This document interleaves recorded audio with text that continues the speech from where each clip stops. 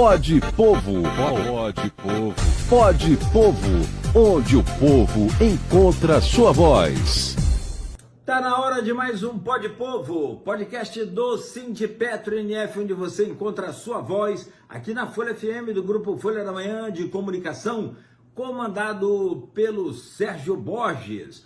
Ô, meu caro Sérgio Borges, vamos falar de um assunto muito caro a mim e acho que a população que gosta e que ama esse patrimônio público. A gente sai de Campos para visitar patrimônios históricos aí em outras cidades, Minas, por exemplo, no Nordeste, enfim, em todo o Brasil tem muito patrimônio, tem muita coisa. Agora, como que você está vendo esse abandono do poder público e que não é de hoje? Isso vem ao longo de muitos anos. Não me lembro de um prefeito dedicado a investir na recuperação, manutenção e exploração, que é a melhor parte, a exploração desse patrimônio público de Campos, que é gigante, que é fantástico.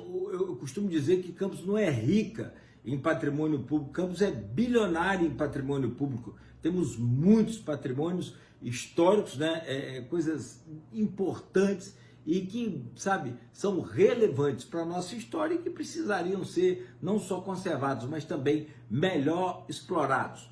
Bom dia, chega para cá, me explica aí como é que você está vendo esse processo. Bom dia, Cláudio, bom dia a todos que interagem com a gente nas redes. A gente vê com muita preocupação. Isso porque, no nosso entendimento, não tem um assunto que envolva trabalhadores e trabalhadoras do qual nós não temos condições de opinar, de dar nossa contribuição para a construção. E é o caso aqui de Campos, do Museu Olavo de Cardoso, que é um exemplo da arquitetura de Campos, que foi construída pela antiga aristocracia campista, aí proveniente dos usineiros da região, e que, quando estudado, dá uma dica de como eram os modos, os costumes da época.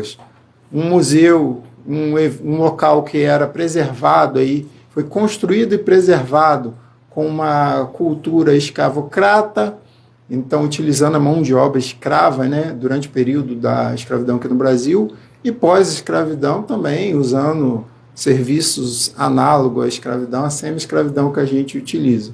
E que mostra também como é que foi essa construção. Na maioria das cidades, a arquitetura desenha um pouco do que foi o passado da cidade.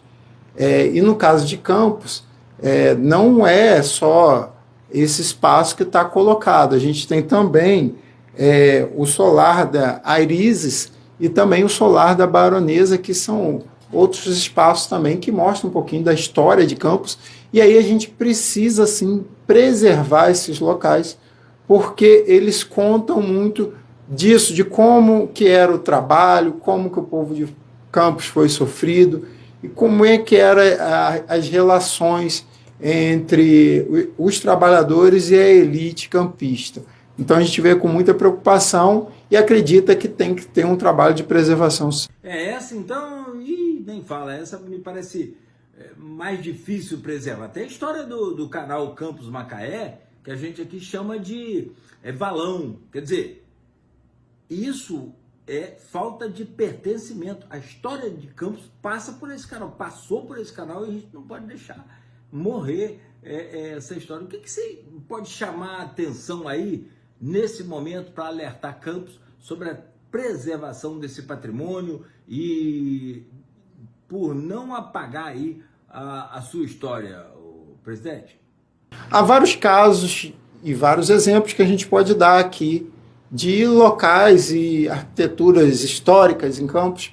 A gente lembra também, por exemplo, da usina de Cambaíba, que é uma usina histórica aí, que ficou muito famosa a partir das denúncias de incineração de perseguidos políticos durante a ditadura.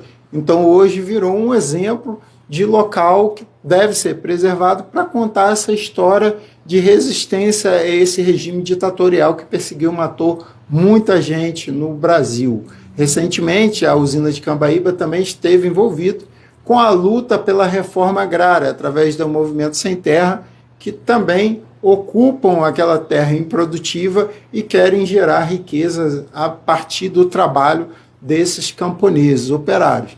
A gente aqui em Campos tem também o bairro de Custodópolis, que pode ser considerado um museu a céu aberto, tamanha a história e que carrega ali a construção de um dos quilombos mais famosos aqui da região norte fluminense. E a gente não pode deixar de citar o movimento estudantil do Brasil, daqui de Campos, que foi um dos movimentos estudantis mais atuantes no Brasil como um todo, assim como a gente teve um movimento abolicionista muito forte, o jornal 25 de Março, que é referência para a gente. Então são diversos bens, tanto materiais quanto imateriais, que contam a história de Campos, que falam da luta dos trabalhadores por melhores condições, por ter um salário melhor, por ter mais dignidade, por combater as diversas formas de opressão. Todos esses patrimônios, seja material quanto imaterial, devem ser preservados para que a gente entenda de onde que a gente vem e por que a gente está na situação que nós estamos hoje. Esse Pod Povo é um podcast assim, múltiplo de funções, de finalidades. Além dos direitos dos trabalhadores offshore e de todos os trabalhadores como um todo, alertando, clareando, né, mostrando aí o caminho a seguir, ele é também um farol aí nessa escuridão do dia a dia, das informações verídicas e importantes para a nossa comunidade. Muito bom. Forte abraço aí para vocês do Sindipetro NF, e a gente segue firmes aqui nessa parceria, nessa luta. Comunicação é isso mesmo, é todo dia, é um pinguinho d'água ali, todo dia até uma hora transbordar de verdade e de notícias boas para a população. Até a próxima. Eu que agradeço, Cláudio, e reforço aqui que esse tipo de memória tem que ser preservada. Inclusive, eu lamento que os royalties que Campos recebeu ao longo da sua história não estão sendo utilizados para isso, para preservar essa história, para preservar essa arquitetura. Eu acho que seria uma aplicação muito justa para um recurso que é do povo campista. Repito, siga a gente nas redes sociais, nos acompanhe, e se quiser saber mais informação, acompanhe o site sindipetronf.org.br. Um grande abraço e até a próxima. Pod Povo, Pod Povo, Pod Povo, onde o povo encontra sua voz.